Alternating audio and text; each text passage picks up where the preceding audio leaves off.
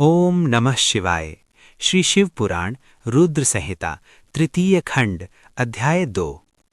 नारद जी ने पूछा, विधे विद्वन, अब आदरपूर्वक मेरे सामने मीना की उत्पत्ति का वर्णन कीजिए।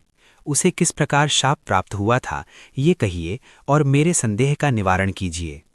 ब्रह्मा जी बोले, मुने, मैंने अपने दक्ष नामक जिस पुत्र की पहले चर्चा की है, उनके 60 कन्याएं हुई थीं जो सृष्टि की उत्पत्ति में कारण बनी। नारद, दक्ष ने कश्यप आदि श्रेष्ठ मुनियों के साथ उनका विवाह किया था। ये सब वृत्तांत तो तुम्हें विदित ही है। अब प्रस्तुत विषय को सुनो।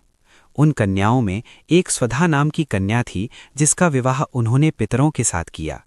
स्वधा की 3 पुत्रियां थीं जो सौभाग्यशालिनी तथा धर्म की मूर्ति थीं। उनमें से ज्येष्ठ पुत्री का नाम मैना था। मंझली धन्या के नाम से प्रसिद्ध थी और सबसे छोटी कन्या का नाम कलावती था। ये सारी कन्याएं पितरों की मानसी पुत्रियां थीं। उनके मन से प्रकट हुई थीं। इनका जन्म किसी माता के गर्भ से नहीं हुआ था, अतएव ये अयोलिजा थीं। केवल लोक व्यवहार से स्वधा की पुत्री मानी जाती थीं। इनके सुंदर नामों का कीर्तन करके मनुष्य संपूर्ण अभीष्ट को प्राप्त कर लेता है। ये सदा संपूर्ण जगत की वंदनीय लोक माताएं हैं और उत्तम अभ्युदय से सुशोभित रहती हैं।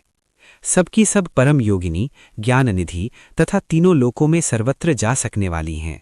मुनीश्वर, एक समय वे तीनों बहिनें भगवान विष्णु के निवास स्थान श्वेत द्वीप में उनका दर्शन करने के लिए गईं। भगवान विष्णु को प्रणाम और भक्तिपूर्वक उनकी स्तुति करके वे उन्हीं की आज्ञा से वहां ठहर गईं। उस समय वहां संतों का बड़ा भारी समाज एकत्र हुआ था। मुने, उसी अवसर पर मेरे पुत्र सनकादि सिद्धगण भी वहां गए और श्रीहरि की स्तुति वंदना करके उन्हीं की आज्ञा से वहां ठहर गए।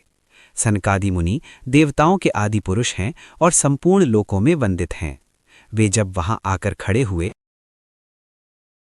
समय श्वेत द्वीप के सब लोग उन्हें देख प्रणाम करते हुए उठकर खड़े हो गए, परंतु ये तीनों बहिनें उन्हें देखकर भी वहां नहीं उठीं। इससे सनत कुमार ने उनको मर्यादा रक्षार्थ उन्हें स्वर्ग से दूर होकर नर स्त्री बनने का शाप दे दिया। फिर उनके प्रार्थना करने पर वे प्रसन्न हो गए और बोले। सनत कुमार ने कहा, पितरों की तीनों कन्याओं, तुम प्रसन्नचित्त होकर मेरी बात सुनो। ये तुम्हारे शोक का नाश करने वाली और सदा ही तुम्हें सुख देने वाली है। तुम में से जो ज्येष्ठ है वो भगवान विष्णु की अंशभूत हिमालय गिरी की पत्नी हो। उससे जो कन्या होगी वो पार्वती के नाम से विख्यात होगी। पितरों की दूसरी प्रिय कन्या योगिनी धन्या राजा जनक की पत्नी होगी। उसकी कन्या के रूप में महालक्ष्मी अवतरण होंगी जिनका नाम सीता होगा। इसी प्रकार पितरों की छोटी पुत्री कलावती द्वापर के अंतिम भाग में वृषभ भानु वैश्य की पत्नी होगी और उसकी प्रिय पुत्री राधा के नाम से विख्यात होगी। योगिनी मेनका पार्वती जी के वरदान से अपने पति के साथ उसी शरीर से कैलास नामक परम पद को प्राप्त हो जाएंगी। धन्या तथा उनके पति जनक कुल में उत्पन्न हुए जीवन मुक्त महायोगी राजा सीरध्वज महालक्ष्मी स्वरूपा सीता के प्रभाव से वैकुंठ धाम में जाएंगे। वृषभ भानु के साथ वैवाहिक मंगलकृत्य संपन्न होने के कारण जीवन मुक्त योगिनी कलावती भी अपनी कन्या राधा के साथ गोलोक धाम में जाएगी। इसमें संशय नहीं है। विपत्ति में पड़े बिना कहाँ किनकी महिमा प्रकट होती है। उत्तम कर्म करने वाले पुण्यात्मा पुरुष को संकट जब टल जाता है तब उन्हें दुर्लभ सुख की प्राप्ति होती है।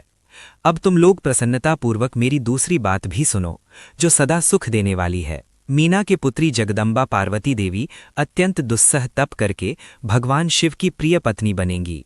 धन्या की पुत्री सीता भगवान श्री राम जी की पत्नी होंगी और लोकाचार का आश्रय ले श्री राम के साथ विहार करेंगी। साक्षात गोलोक धाम में निवास करने वाली राधा ही कलावती की पुत्री होंगी। वे गुप्त स्नेह में बंधकर श्री कृष्ण की प्रियतमा बनेंगी। ब्रह्मा जी कहते हैं, नारद, इस प्रकार शाप के ब्याज से दुर्लभ वरदान देकर सबके द्वारा प्रशंसित भगवान सनत कुमार मुनि भाइयों सहित वहीं अंतर्धान हो गए। तात, पितरों की मानसी पुत्रियां वे तीनों बहिनें इस प्रकार शाप मुक्त हो सुख पाकर तुरंत अपने घर को चली गईं। अध्याय 1-2। ओम नमः शिवाय। श्री शिव पुराण रुद्र संहिता तृतीय खंड अध्याय 3।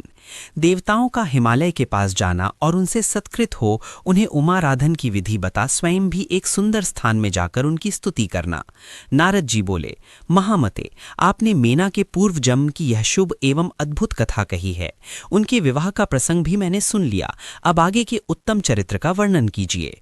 ब्रह्मा जी ने कहा, नारद, जब मेना के साथ विवाह करके हिमवान अपने घर को गए तब तीनों लोकों में बड़ा भारी उत्सव मनाया गया। हिमालय भी अत्यंत प्रसन्न हो मेना के साथ अपने सुखदायक सदन में निवास करने लगे। मुने, उस समय श्री विष्णु आदि समस्त देवता और महात्मा मुनि गिरिराज के पास गए।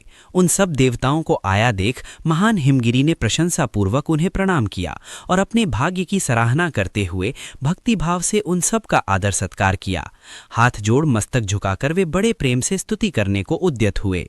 शैलराज के शरीर में महान रोमांच हो आया, उनके नेत्रों से प्रेम के आंसू बहने लगे।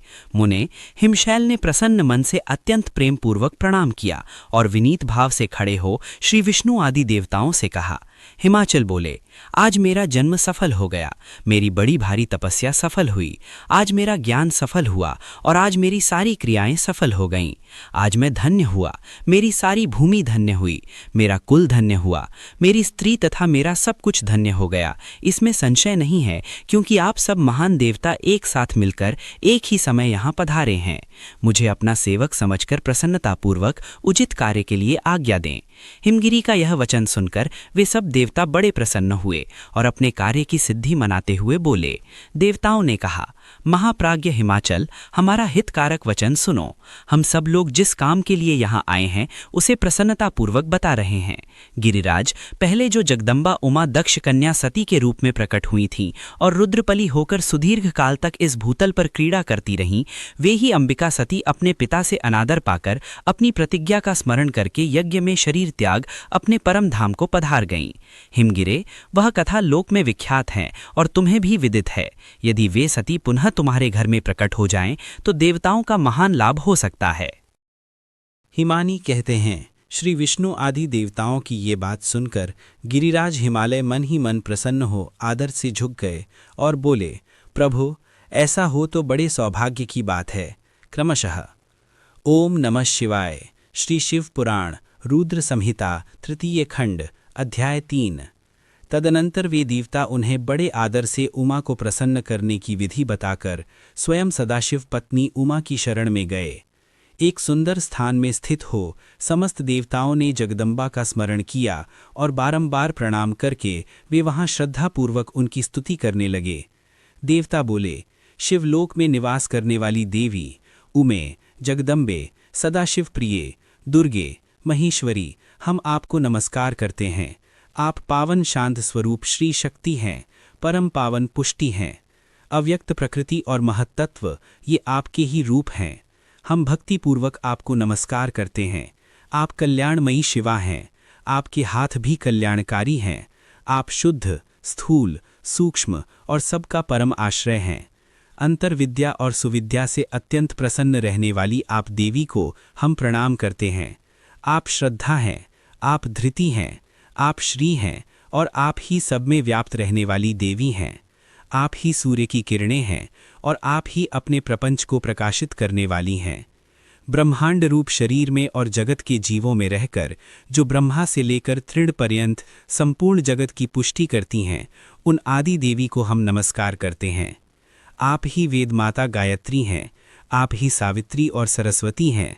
आप ही संपूर्ण जगत के लिए वार्ता नामक वृत्ति हैं और आप ही धर्म स्वरूपी वेदत्रयी हैं। आप ही संपूर्ण भूतों में निद्रा बनकर रहती हैं, उनकी क्षुधा और तृप्ति भी आप ही हैं। आप ही तृष्णा, कांति, छवि, तुष्टि और सदा संपूर्ण आनंद को देने वाली हैं। आप ही पुण्यकर्ताओं के यहाँ लक्ष्मी बनकर रहती हैं और आप ही पापियों के घर सदा ज्येष्ठा, लक्ष्मी की बड़ी बहन दरिद्रता के रूप में वास करती हैं। आप ही संपूर्ण जगत की शांति हैं। आप ही धारण करने वाली धात्री एवं प्राणों का पोषण करने वाली शक्ति हैं।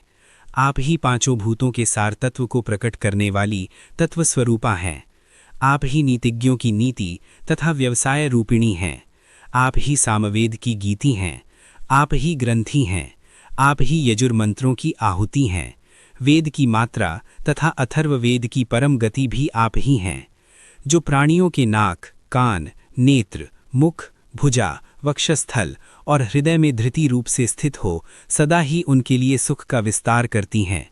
जो निद्रा के रूप में संसार के लोगों को अत्यंत सुभग प्रतीत होती हैं, वे देवी उमा जगत की स्थिति एवं पालन के लिए हम सब पर प्रसन्न हों। इस प्रकार जगत जननी सती साध्वी महेश्वरी उमा की स्तुति करके अपने हृदय में विशुद्ध प्रेम लिए वे सब देवता उनके दर्शन की इच्छा से वहां खड़े हो गए। अध्याय 3। ओम नमः शिवाय।